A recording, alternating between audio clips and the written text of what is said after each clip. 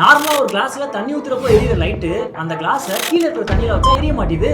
ஒரு கப்ல தண்ணி ஊத்திட்டு அதை இன்னொரு கப்புக்கு மாத்துறது ரொம்பவே ஈஸி தான். ஆனா அப்படி மாத்துறப்போ உள்ள இருக்கிற தண்ணி காணாம போயிடுது. தண்ணி எங்கடா?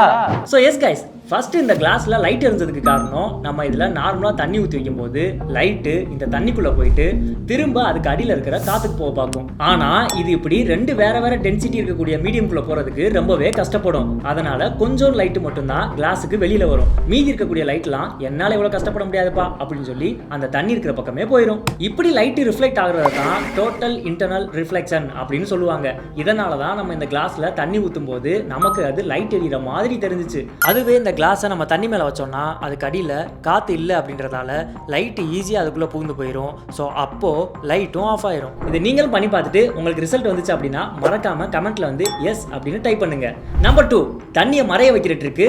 இதை வச்சு நீங்கள் உங்கள் ஃப்ரெண்டை இப்படி ஏமாற்றலாம். அண்ணா வாங்க. எஸ் வந்துட்டு அங்கேயே உட்காந்துங்க. ஒரு 2 நிமிஷம் கண்ண முடியுங்க. கண்ண தரங்க.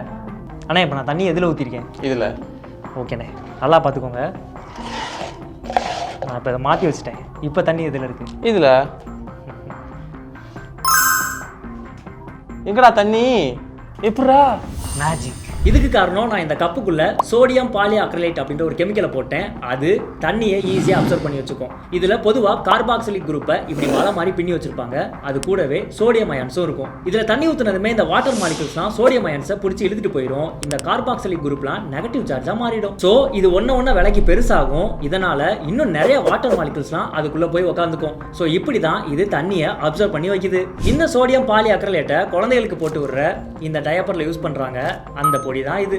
ஸோ இதான் கைஸ் விஷயம். இந்த 2 எக்ஸ்பெரிமெண்ட் உங்களுக்கு பிடிச்சிருந்துச்சுன்னா மறக்காம நம்ம சேனலை சப்ஸ்கிரைப் பண்ணிருங்க. Thanks guys.